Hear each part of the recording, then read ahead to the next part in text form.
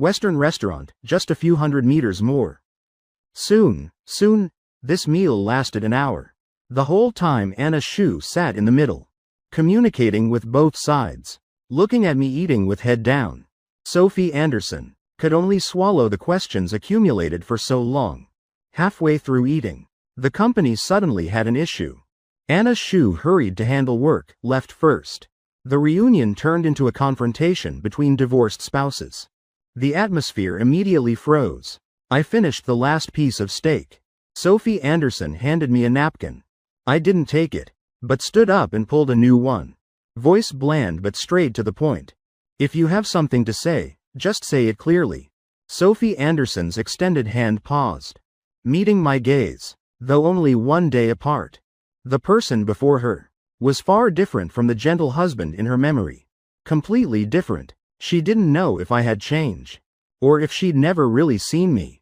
Thinking carefully, 3 years of marriage, besides intimate moments in bed, she rarely looked at my face. Also rarely noticed my changing emotions. I was like a lake. No wind, no waves, no ripples. Quietly standing where she could see. When she turned around, over time, she forgot where this lake came from, and why it stopped here without moving forward. When she got used to it, this lake suddenly flowed away, unable to stop the current, to a strange place she couldn't reach. She hurried to chase only to discover surprised. This lake wasn't as calm as she thought, also not for her selfishness. Forever staying in place, and all previous perceptions were just rigid self-righteous impressions. Facing me completely new, never seen before. Sophie Anderson was bewildered, but she knew my choice to divorce was definitely related to her. So from the start of negotiations, she sincerely apologized to me. Ethan Chen, I'm sorry, these past 3 years, I didn't fulfill my duties as a wife. Didn't give you a normal family. Overlooked your dedication all this time. I'm sorry, I know. What she said now was all sincere. But I wasn't moved by the belated apology. I understood. Sophie Anderson and I were wrong from the start. Definitely couldn't have a good result. Wanting someone who doesn't love you, to build a family with you, devoted for life, was originally unimaginable. Moreover, this person never let go of someone else from start to finish. I proposed divorce. Just realized how ridiculously naive my thoughts 3 years ago were. Just wanted to correct the wrong path. Not about responsibility, not about atmosphere, even less about dedication. So I only replied one sentence to her. I don't need your apology. Just need you to file the divorce papers. Then send the divorce certificate over. I'll pay shipping. Sophie Anderson froze in place. On the plane here, she thought there was still a chance. Spent all night thinking how to apologize and salvage. But at this moment, she realized how firm my determination was. Looking at my calm face, panic flashed in her eyes. Voice also more urgent. Must we divorce? Why? I looked straight at her. Every word clear and decisive. I married you because I liked you. I want divorce because I don't like you anymore. That's all. Leaving the restaurant, I didn't go home but went to find Anna Shu. Seeing me come alone, Anna Shu was slightly surprised. Where's Sophie? She left. She had something and left right after. I think in a few days she'll start work. So came to check the situation first. Anna Shu didn't think much. Just happened to finish handling work. So enthusiastically led me, touring around the company. Until work ended, the two arranged dinner. I then returned to the apartment. I opened my phone, saw a confirmation message. Sophie Anderson sent. Landed. I remembered what she said before parting. Since you're determined to divorce, I'll respect your wishes. I'm not worthy of your love. Let you down, I'm sorry. But after all, married for 3 years. Though separated, can we continue being friends? Friends? Sophie Anderson and I. Is it necessary to continue being friends? I couldn't think of a reason. In my thinking, we should part amicably, then never interact until death.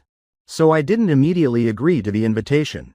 At 10 p.m. when I was about to rest, found Sophie Anderson sent another confirmation. This time with a note. Divorce terms. I want to negotiate with you. Related to divorce. I clicked accept. Sophie Anderson didn't say extra. Directly sent several terms needing revision. Marked in red. I looked carefully. Found she changed the initial property division to equal division. Meaning, when I get the divorce certificate, we'll split half of Sophie Anderson's assets. Money falling from heaven. But I felt uneasy. Sent a voice message. The property division. Follow the original contract is fine. You don't need to follow marriage law. Give me so many assets. Otherwise I feel guilty. Sophie Anderson, as if she'd guessed I'd say this, quickly replied, I know you didn't marry me for money. I revised the contract, not to compensate you either. Just that by law this is what you deserve. Don't overthink it. I explained a few more sentences. But Sophie Anderson still used this reason to reply. I was tired too. Didn't want to persuade anymore. Let her be. Time passed day by day. I officially started working. Gradually got used to office life. A month later, I received the divorce certificate and countless real estate, stocks and other assets. Looking at the uncountable zeros in the bank account, I didn't know how to handle it. So put it away. Pretended nothing happened. Continued living my life. The cold winter passed. Spring came. I went to work as usual. Just arrived at the company. Was called into the meeting room by Anna Shu.